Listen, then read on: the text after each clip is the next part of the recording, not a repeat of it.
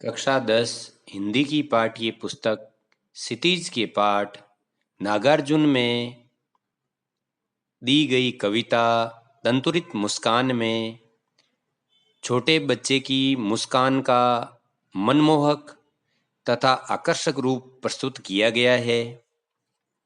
नागार्जुन का जन्म 1911 ईस्वी में दरभंगा बिहार में हुआ। इनका मूल नाम वैद्यनाथ मिश्र था। घुमक्कड़ी तथा अक्कड़ स्वभाव के धनी को मैथिली काव्य में यात्री उपनाम से भी जाना जाता है। प्रगतिशील विचारक के रूप में इन्होंने अपने साहित्य का सृजन किया। इनकी प्रमुख काव्य रचनाओं में युगधारा, सतरंगे पंखों वाली, हजार हजार बाहों वाली, तुमने कहा था, पुरानी जूतियों का कोरस, आखिर ऐसा कह दिया मैंने, मैं मिलिट्री का बूढ़ा घोड़ा आदि प्रमुख है। यह दंतुरित मुस्कान कविता में छोटे बालक के बारे में बताया गया है जिसके अभी तक एक या दो दांत निकले हैं, और जब वो उन एक दो दांतों की मुस्कान के साथ जब हंसता है तो कवि कहते हैं कि उस मधुर मुस्कान के तिलिस्म का क्या प्रभाव पड़ता है। बिंब योजना के माध्यम से उन्होंने वर्णन करते हुए कहा है, तुम्हारी ये दंतुरित मुस्कान मृतक में भी डाल देगी जान, धूली धूसर तुम्हारे ये गात, छोड़कर तालाब मेरी झोंपड़ी में खिल रहे जलजात, परस पाकर तुम्हारा ही प्राण पिघल कर जल बन गया होगा कठिन पाषाण।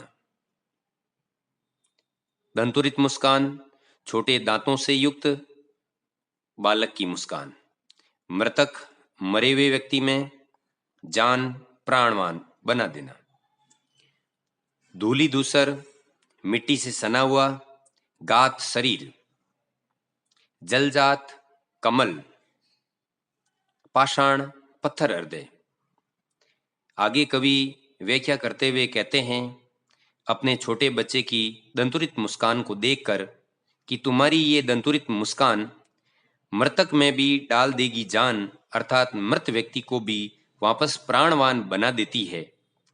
धूली धूसर धूल से भरे हुए तुम्हारा ये शरीर ऐसा प्रतीत हो रहा है मानो छोड़कर तालाब की, आज तालाब छोड़कर कमल, जलजात यानी कमल, मेरी झोंपड़ी में खिल रहा है, अर्थात अपने मधुर आकर्षण से मुझे आकर्षित और दृश्य को सौंदर्यवान बना रहा है।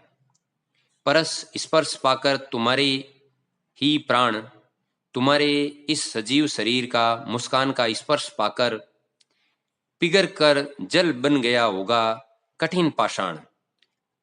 तुम्हारी इस मुस्कान को देखकर कठोर हृदय का व्यक्ति भी पिघलकर पानी बन जाता है, अर्थात उसकी कठोरता समाप्त हो जाती है।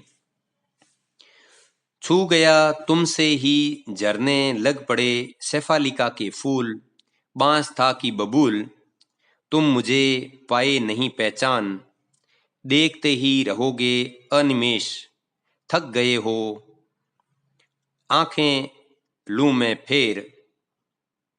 आगे कवि कहते हैं कि जैसे ही मैंने तुम्हारी मधुर मुस्कान को छुआ तो झरने लग पड़े शेफाली के फूल, अर्थात हृदय से कोमल भावनाएं निकलने लगी, जैसे रात के समय सुगंधित शेफाली का फूल अपने सौंदर्य को बिखेरता है। और इस परिवर्तन के कारण बांस था कि बबूल, मेरा जो हृदय बांस के समान कठोर और बबूल के समान जो कंटीला था, उसमें भी कोमलता की शुरुआत हो गई है।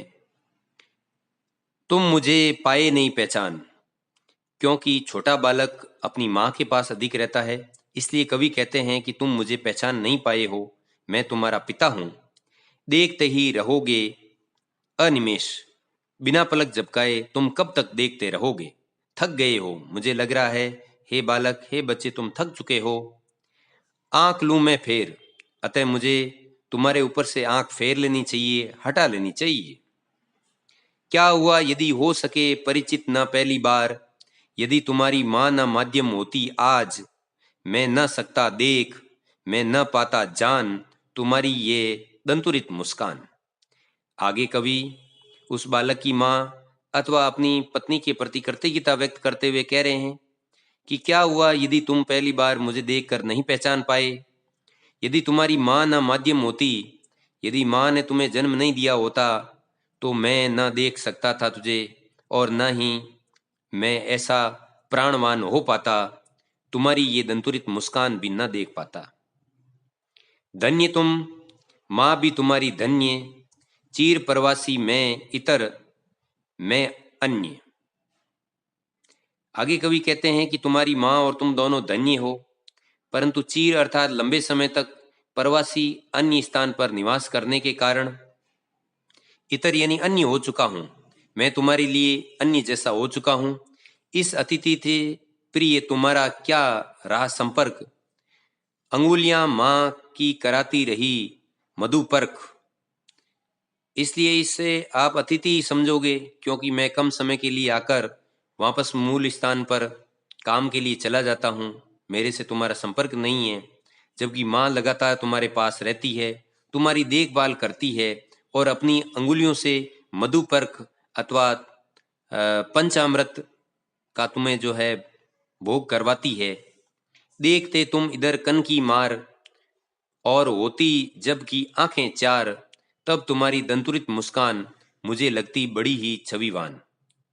परंतु इस बीच जैसे ही तुम कन की मारकर अर्थात तिरछी नजर से मेरे सामने देखते हो और मेरे सामने देखने पर जब हमारी आंखें चार हो जाती है, तब तुम्हारी दंतुरित मुस्कान मुझे और भी अधिक छविवान, सुंदर, आकर्षक लगती है। इस प्रकार नागार्जुन कवि ने छोटे बच्चे की मधुर मुस्कान के माध्यम से बाल मनोविज्ञान बताने के साथ साथ बच्चे की मुस्कान के सौंदर्य और उसके आकर्षण का बड़ा मनमोहक भाषा में सुंदर चित्रण किया है।